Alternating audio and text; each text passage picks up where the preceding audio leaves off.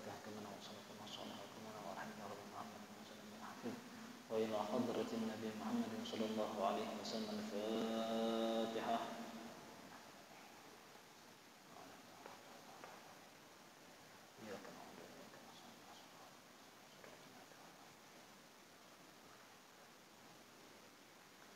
بسم الله الرحمن الرحيم. السلام عليكم ورحمة الله وبركاته. الحمد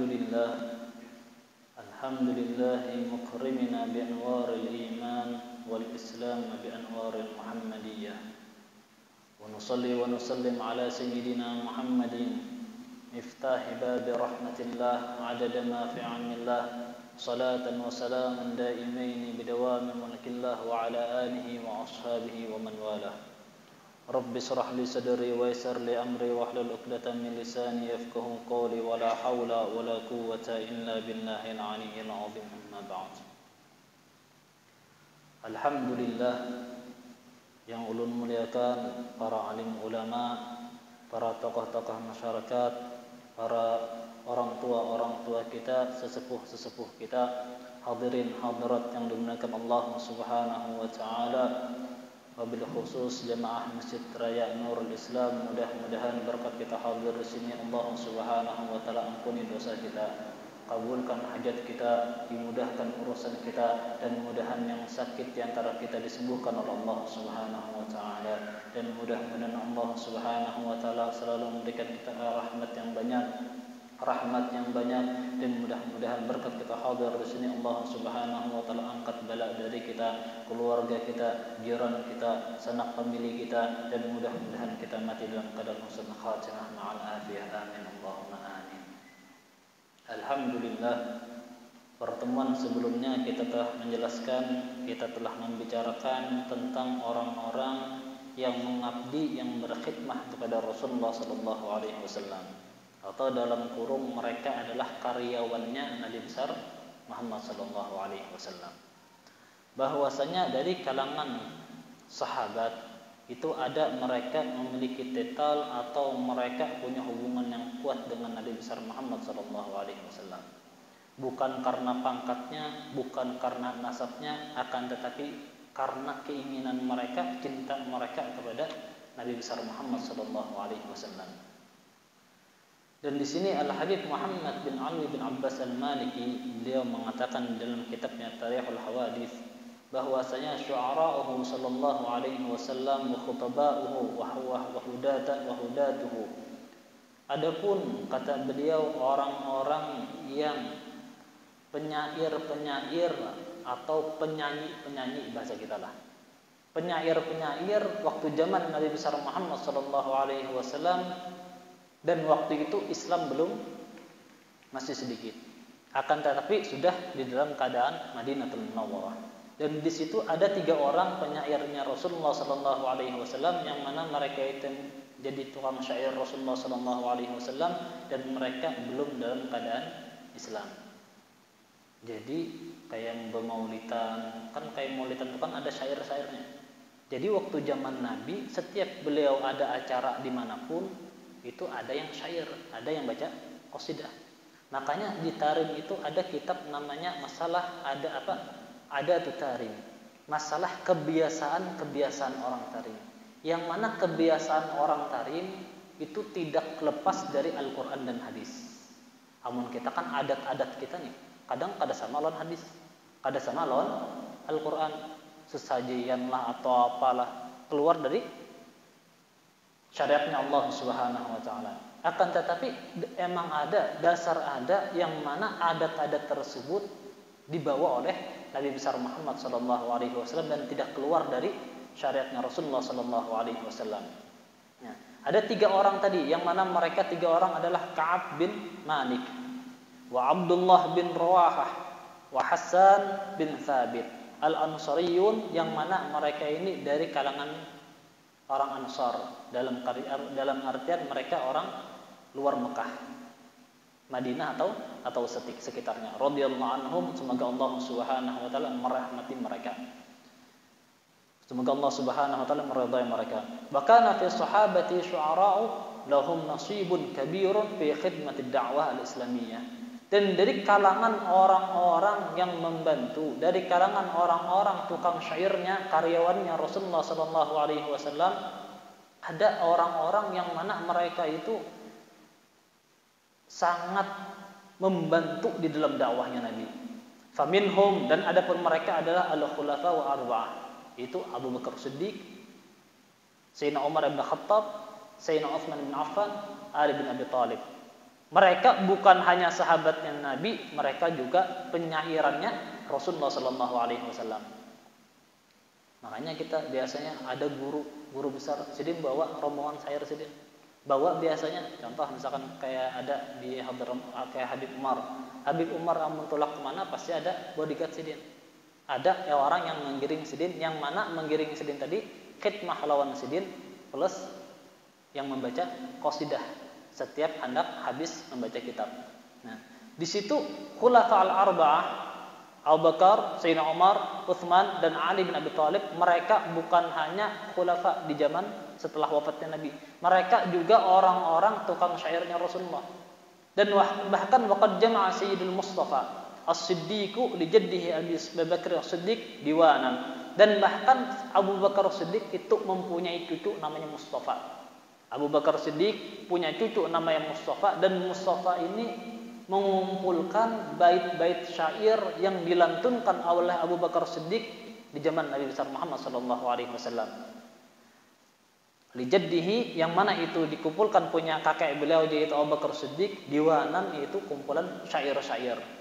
Wa min syu'ara'i sahabah, dan adapun dari kalangan sahabat-sahabat Nabi yang mereka juga ahli syair, ada Ka'ab bin Zuhair, ada Zabraqan, wa Abbas bin Mirdas, wa Abbas bin Abdul Muthalib, wa Rasulullah sallallahu alaihi wasallam, pamannya Nabi besar Muhammad sallallahu alaihi wasallam, wa ibnuhu, dan anaknya Abbas, Abdullah bin Abbas. Jadi dari kalangan 4 orang tadi tambah lagi yang tadi. Wa kana khatibuhu, dan adapun orang atau ahli pidato, ahli ceramah yang diwakilkan Nabi apabila Nabi menjadi mewakilkan kepada seseorang, itu namanya Thabit bin Qais bin Syammas al-Ansariyun. Jadi apabila Nabi ada pertemuan atau ada perkumpulan, maka kadang wakilnya Nabi yang bernama Thabit tadi, Thabit bin Qais itu ditunjuk. Ya Thabit bangun nanti. Jadi wakilnya Nabi apabila Nabi kada bepandir, apabila Nabi kada ceramah. Jadi sidin suruh. Kayak kita kan ada bahasa kita juru bicara lah. Juru bicaranya Thabit bin Qais. Wa kana yahduna baina yadayhi alaihi salatu wassalam fi safar Abdullah bin Rawahah. Dan adapun ketika Rasulullah sallallahu alaihi wasallam di dalam perjalanan, ada juga tukang syair. Untuk apa? Untuk menyemangatkan, untuk memberikan semangat kepada tentara perang tadi di dalam peperangan. Jadi Rasulullah hendak perang di dalam perjalanan supaya kada loyo, supaya kada uyuh, ada tukang syairnya. Makanya kan kadang amun bahasanya orang mendengar lagu gitu awak bergerak sorangan, saking asiknya. Itu fitrah. Itu dasar fitrah yang Allah Subhanahu wa taala berikan kepada manusia. Apabila ia mendengar sesuatu yang ia sukai, kadang bergoyang. Kayak itu juga sahabat, ketika ada orang-orang yang diperintahkan oleh Nabi untuk membaca syair, maka sahabat tadi berjalan itu kada terasa. Kada terasa. Kenapa? Karena mereka berjalan di dalam peperangan sambil mendengarkan lantunan-lantunan atau nyanyian-nyanyian. Yaitu Abdullah bin Rawahah. Yang pertama Abdullah bin Rawahah, wa Amir bin Aqwa, dan yang kedua Amir bin Aqwa, wa Anjashah al-Abd al-Aswat, dan Anjashah, yang mana Anjashah ini adalah hamba yang hitam. Mohon maaf, di sini dikatakan al-hamba yang hitam. Akan tetapi Amir bin Aqwa tadi dikatakan di sini wa kana husnus saut bil huda, yang mana Amir bin Aqwa yang nomor 2 tadi orangnya apabila membaca syair bagus benar suaranya. Dan yang keempat Bara bin Malik radhiyallahu anhum. Itu 4 orang penyair Nabi ketika di dalam peperangan.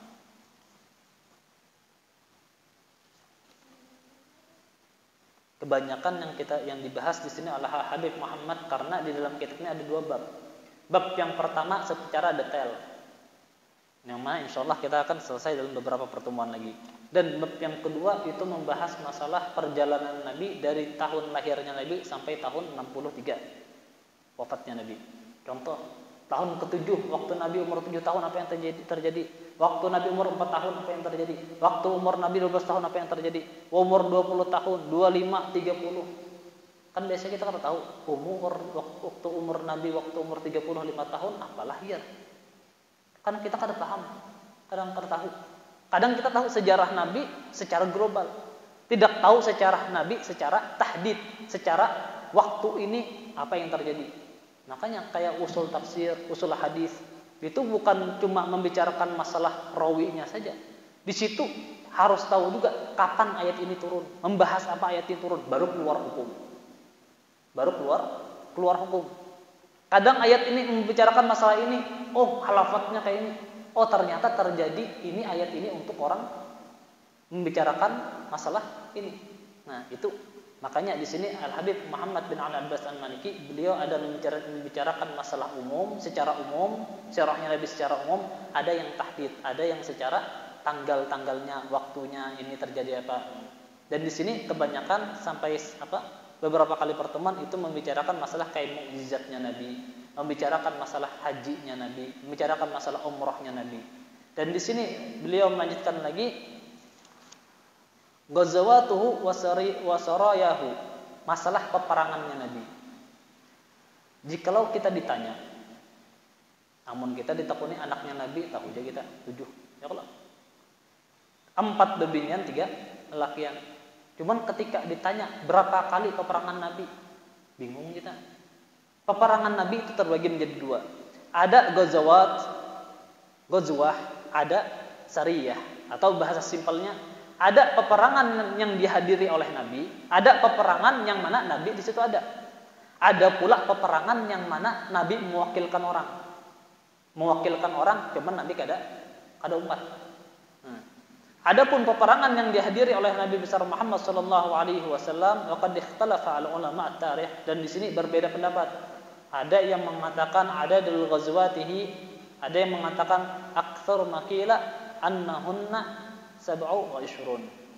Ada yang paling banyak mengatakan peperangan Nabi itu 27. Cuman dari 27 tadi majar banyaknya 27 miliar. Kada uyuh kah bahasanya nih? Cuman dari 27 tadi cuma separoh, cuma sedikit yang mana di dalam peperangan tadi terjadi perang. Karena ada sebagaimana perang Tabuk. Perang Tabuk itu dinamakan perang Rasulullah terjun sendiri, akan tetapi kada bertemu lawan musuh. Ada peperangan bertemu dengan musuh, akan tetapi karena Rasulullah sebelum perang itu ditawari dulu, Islam kada hakun.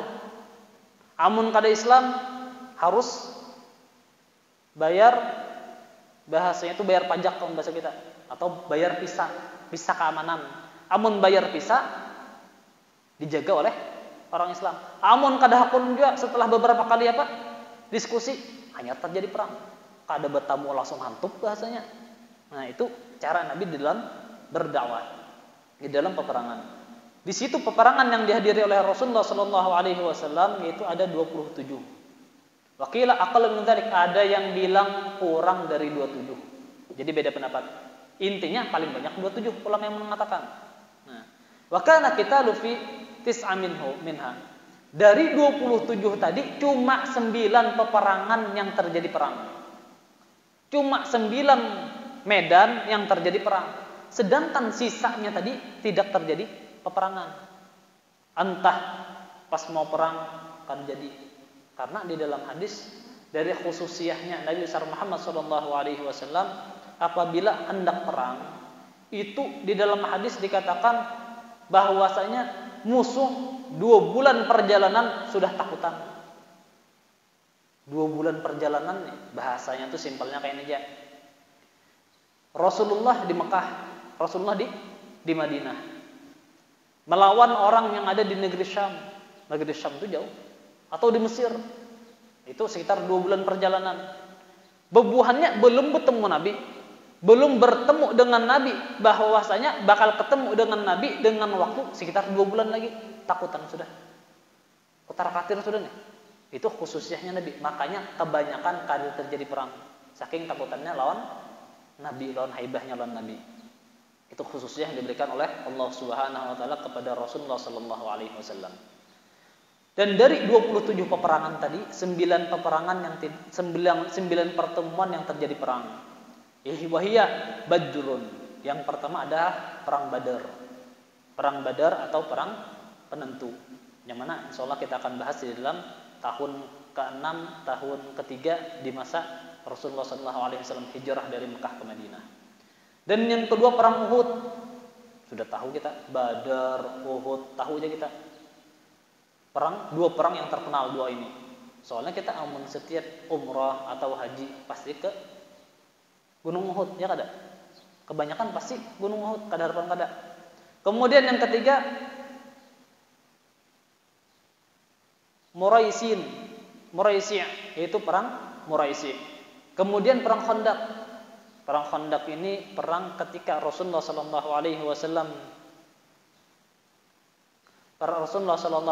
wasallam lagi di Madinah. Kemudian datang kaum kafir Quraisy untuk menyerang Madinah, akan tetapi ketika itu Rasulullah diskusi dan para sahabat, bagaimana kalau kayak ini, bagaimana kalau kayak ini. Kemudian di situ Salman Al-Farisi, ya Rasulullah, kami di negeri Paris apabila ingin perang mau olah parit. Orang hendak mendatangi kita kada kawa. Makanya dinamakan perang Khandaq. Terjadi perang kada? Terjadi. Cuman terjadinya kada berkecamuk.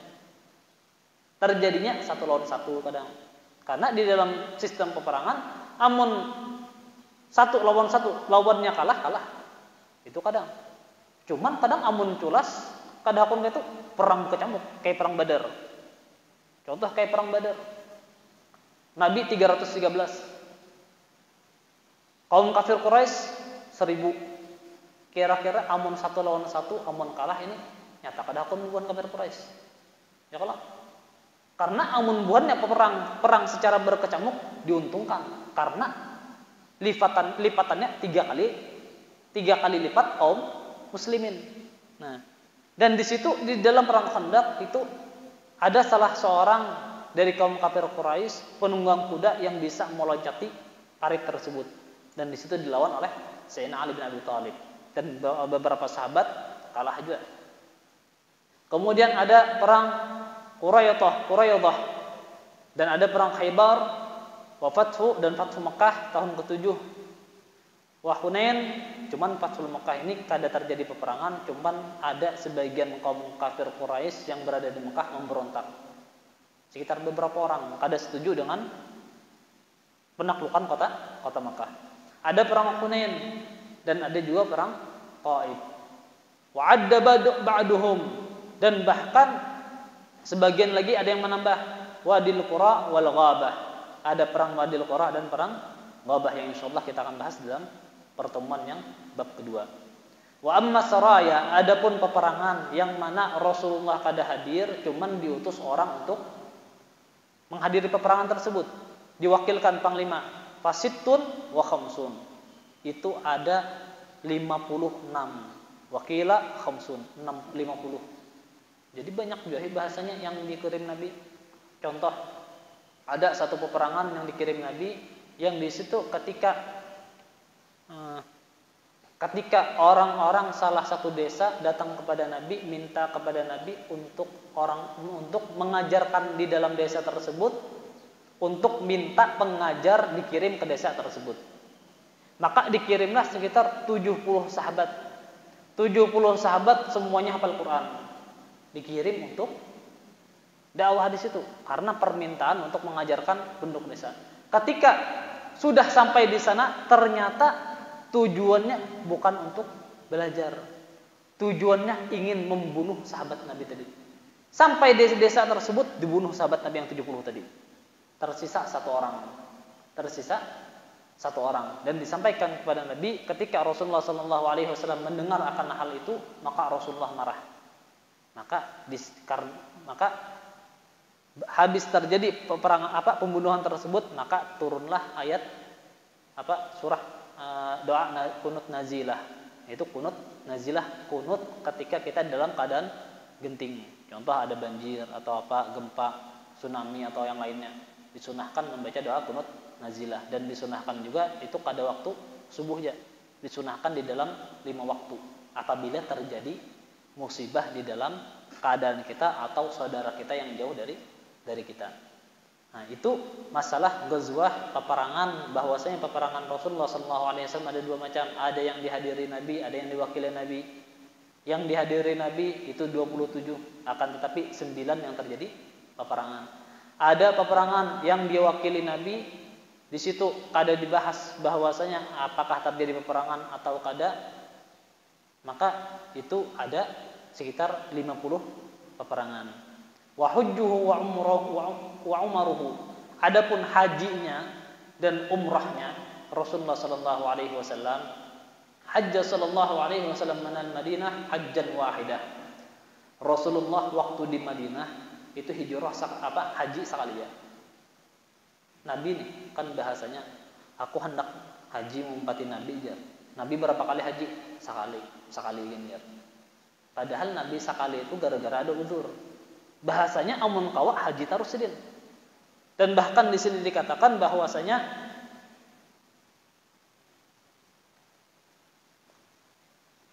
amma ba'da an-nubuwah wa qabla hijrah fa hajja sallallahu alaihi wasallam salasa hajjat. Adapun Rasulullah sallallahu alaihi wasallam setelah beliau menjadi nabi waktu umur 40 tahun sampai umur ketika beliau sebelum hijrah, Nabi 3 kali berhaji. 3 kali berhaji. Cuman ketika Rasulullah sudah hijrah, itu sekali aja sedang berhaji. Sekali, wahiyya hajjatul wada, yaitu haji perpisahan sebelum wafatnya Nabi. Nabi haji sekitar tahun 10 Hijriah, bulan Dzulhijjah. Ketika bulan tahun ke-11, bulan Rabiul Awal, meninggal Rasulullah SAW, makanya dinamakan hajjatul wada, haji perpisahan. Itu sekali aja Nabi. Jadi sidin dari hijrah sidin sampai sidin sampai sidin 10 tahun di kota Madinah melakukan sekali haji. Wa'tamara, dan adapun umrahnya Nabi arba'a umrah, 4 kali umrah sidin. Cuman dari 4 kali umrah ini ada yang terjadi umrah, ada yang kada. Al-awla kanat fi sanah sadisah minal hijrah. Yang pertama umrahnya Nabi itu tahun ke-6 dari hijrah. Wahiyya allati tahallala minha bil Hudaybiyah wa lam yadkhul Makkah. Akan tetapi tahun ke-6 tadi ketika Rasulullah sallallahu alaihi wasallam hendak pulang haji dengan para sahabat dicegah oleh kaum kafir Quraisy. Sampai-sampai kada kau masuk Makkah, akhirnya tahallul di perbatasan. Makanya para sahabat ketika Rasulullah sallallahu alaihi wasallam mengabarkan, kata Rasulullah di dalam mimpi beliau mimpi bahwasanya aku mimpi, kata Nabi, bakal memasuki kota Mekah. Di situ sahabat himungnya luar biasa. Sahabat yang jauh dari kota Mekah, asalnya penduduk Mekah, jauh dari Mekah, ketika mendengar mimpinya Rasulullah bahwasanya bakal masuk kota Mekah, himung benar. Kenapa? Karena asalnya kada kawa. Ketika melihat mimpi, mendengar mimpi Rasulullah bahwasanya bakal masuk ke kota Mekah, himung sahabat luar biasa. Maka pergilah Rasulullah setelah melihat mimpi tersebut tahun ke-6 di bulan Dzulhijjah, pergi Rasulullah dan para sahabat. Di dalam perjalanan ternyata Rasulullah dan para sahabat dicekal, ditahan oleh kaum kafir Quraisy bahwasanya kada boleh masuk Mekah. Kada boleh masuk Mekah. Di situ para sahabat berkomentar. Kami, kata para sahabat, masuk Mekah bukan tujuan perang. Lihat kami pakai baju ihram. Lihat kami tidak ada yang membawa pedang. Tujuan kami masuk Mekah bukan karena untuk perang. Masuk Mekah tujuan kami karena ingin berhaji. Itu kata Rasulullah dan para sahabat. Akan tetapi kaum kafir Quraisy kadahpun ya bingung ya. Sahabat, ya Rasulullah, pian mimpi. Jadi orang kafir orang munafiknya ada aja desah-desus nih di belakang. Bujur juga mimpi Nabi itu jur. Bahasanya Kita dalam mimpi Nabi masuk Mekah, kada dah masuk. Dari desas-desus tadi itu, kabar-kabar yang kada baik tadi itu, orang-orang di belakang Nabi berbisik-bisik, maka salah satu sahabat ketika mendengar kabar-kabar kayak itu, bertakun lawan Nabi, "Ya Nabi, bagaimana nih? Ya Rasulullah, aku ya Rasulullah mimpi masuk Mekah, cuman Allah kada menjelaskan kapan bisa masuk. Cuman intinya kita pasti bisa masuk. Mungkin pada tahun ini, mungkin tahun kena." Itu jar Nabi besar Muhammad sallallahu alaihi wasallam. Akhirnya di dalam, karena Rasulullah sallallahu alaihi wasallam tidak jadi masuk Mekah, maka di situ cekcok sahabat dengan kaum kafir Quraisy. Di dalam cekcok tersebut akhirnya terjadilah perjanjian Hudaybiyah. Apa itu perjanjian Hudaybiyah? Perjanjian bahwasanya tahun ini kada boleh masuk Mekah. Dengan beberapa perjanjian. Dari kedua belah pihak tadi, sebagaimana kita ketahui bahwasanya setiap perjanjian pasti ada yang diuntungkan, ada yang dirugikan. Jujur ada? Ya kalau di dalam perjanjian kedua belah pihak tidak boleh melakukan perang dalam artian genjatan senjata selama 10 tahun. Jadi orang Mekah, pendukungnya Nabi lawan orang Mekah kada boleh perang. Di situ diuntungkan Nabi. Nabi lawan orang Mekah kada boleh perang. Orang Madinah, kaum Ansor dan orang kaum Muhajirin kada boleh perang lawan orang yang berada di Mekah. Dan dipersilahkan berhubungan dengan siapapun. Jadi Rasulullah itu dari awal beliau diutus menjadi nabi sampai tahun ke-6 itu urusannya lawan kafir Quraisy ya. Urusannya lawan orang kampung Sidin. Berapa tahun Sidin? 13 tahun di Mekah, 6 tahun di Madinah. Berurusan lawan siapa? Lawan orang Mekah ya. Dakwahnya lawan orang Mekah. Cekcok inilah. Ketika terjadi perjanjian bahwasanya tidak ada perang, maka Rasulullah di situ leluasa. Kada ada yang menghalangi, kada ada yang menjadi hambatan. Di situ Rasulullah baru beliau mengeluarkan surat-surat dikirim ke raja-raja. Nah dari situ Rasulullah mengirim surat ke raja-raja. Hanya tersebar dakwahnya Nabi besar Muhammad sallallahu alaihi wasallam. Dan perjanjian yang kedua, bila ada pihak Quraisy yang menyeberang ke pihak Muhammad, ia harus dikembalikan. Tetapi jikalau ada pengikut Muhammad yang menyeberang ke pihak Quraisy tidak harus mengembalikan kepada Nabi Muhammad. Dalam artian, amun ada orang Islam yang berada di Mekah kabur, kemana kabur? Ke Madinah. Harus dikembalikan. Ke Mekah. Cuman amun ada orang Madinah ternyata bubuhannya kada hendak lagi di Islam, keluar dari Islam, hendak balik ke Mekah, kada boleh. Orang Madinah mencekal, harus dibelikakan. Nah di sini orang Mekah diuntungkan. Cekcok di sini. Ya Rasulullah. Sampai-sampai Sayyidina Umar mengangkat pedang waktu itu. Bahwasanya kada setuju dengan perjanjian tersebut. Kenapa? Karena kaum Madinah, kaumnya Rasulullah seakan-akan ninjak-ninjak. Kemudian perjanjian yang ketiga,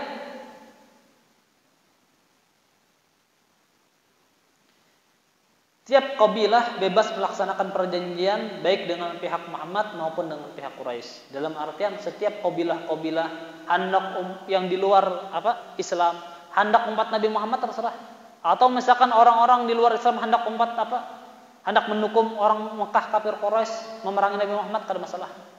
Kada boleh ada yang menghalau. Dan yang keempat, kaum muslimin belum boleh mengunjungi Ka'bah pada tahun tersebut, tetapi ditangguhkan hingga tahun berikutnya. Tahun ke-6 kada boleh. Kapan diperbolehkan? Tahun ke-7. Jadi tahun ke-7 itu ketika umrah itu besar-besaran. Tahun ke-7 ketika umrah besar-besaran. Cuman Nabi kada kawa haji waktu itu, umrahnya. Dan adapun yang kelima, jikalau tahun depan kaum muslimin masuk ke kota Mekah, orang Quraisy harus keluar lebih dahulu. Jadi ketika umatnya Rasulullah sallallahu alaihi wasallam masuk kota Mekah, kaum kafir Quraisy itu keluar banyak karena kaum tamu. Saking ngapanya bahasanya Allah, saking merendahkannya dengan umatnya Rasulullah sallallahu alaihi wasallam. Dan adapun yang keenam, kaum muslimin masuk ke kota Mekah dengan tidak diizinkan membawa senjata. Tahun ke-7 kena jerbuhannya amun bubuhan nikam, wahai Nabi Muhammad dan kaumnya, apabila hendak memasuki kota Mekah, persyaratnya lagi kada boleh membawa senjata kecuali pedang yang ada di sarungnya. Maksudnya tuh pedang yang biasanya adat orang Arab. Dan tidak boleh tinggal di Mekah lebih daripada 3 hari 3 malam. Setuju? Karena tidak boleh tinggal 3 hari 3 malam di kota Mekah, maka tidak kada mau Rasulullah SAW berhaji. Sedangkan haji tanggal 9, 10, 11, 12, 13, 5 hari. Lawan hari tasyriknya. Jadi umrah aja Nabi dengan para sahabat. Itu perjanjian yang terjadi ketika tahun ke-6 hendak memasuki umrah. Kemudian yang ketiga, yang kedua aja residen di sini, haji yang kedua bisanah sabi'ah kama attafaqa ma'al Quraisy. Dan adapun yang kedua, umrah yang kedua tahun ke-7 sebagaimana disepakati tahun ke-6 tadi.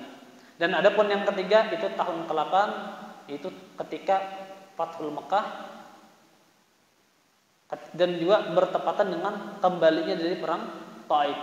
Dan yang keempat itu tahun ke-10 bersama haji wada, haji perpisahan. Allahu a'lam. Itu sedikit tentang sejarahnya Rasulullah SAW, tentang peperangan, tentang haji dan umrahnya Rasulullah SAW. Jadi Nabi itu haji ketika beliau di Madinah, di Mekah 3 kali. Ketika beliau di Madinah sekali. 4 kali umrah. Cuman yang pertama gagal. Dan yang terakhir, yang keempat itu bersamaan dengan perang haji wada. Allahu a'lam. Mudah-mudahan pertemuan kita ini diridhoi Allah Subhanahu wa taala. Pertemuan kita ini sebab Allah Subhanahu wa taala menurunkan rahmat kepada kita, maghfirah kepada kita, diampuni dosa-dosa kita, dikabulkan hajat-hajat kita, urusan dunia akhirat kita dilancarkan oleh Allah Subhanahu wa taala, dan mudah-mudahan kita mati dalam keadaan husnul khatimah wal afiyah. Wa ala hadhihi wa kama wasallatu sallallahu al-fatihah.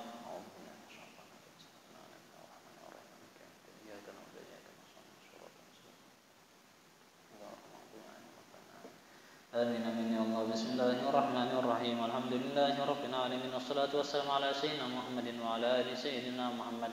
اللهم إنا نسألك سلامة في الدين وبركة في العمر وسعة في الجسد وسعة في الرزق وتوبة قبل الموت وشهادة عند الموت ومغفرة بعد الموت والعفو عند الحساب وأمانا من العذاب ونصرنا الجنة ورزقنا النظر إلى وجه الكريم. وصلى الله على سيدنا محمد النبي الأمي وعلى آله وصحبه وسلم. الحمد لله رب العالمين. Undangan sedikit bahwasanya insyaallah malam ini pengajian Jalsatul Isnin diliburkan dulu dan diundur hari Senin yang insyaallah Maulid Akbar di Jalan Didumbuih 7 yang akan dihadiri oleh Habib Ahmad Yunus Al-Muhdar dari Surabaya. Mungkin hanya itu yang dapat saya sampaikan, kurang lebih yang minta maaf. Wassalamualaikum warahmatullahi wabarakatuh.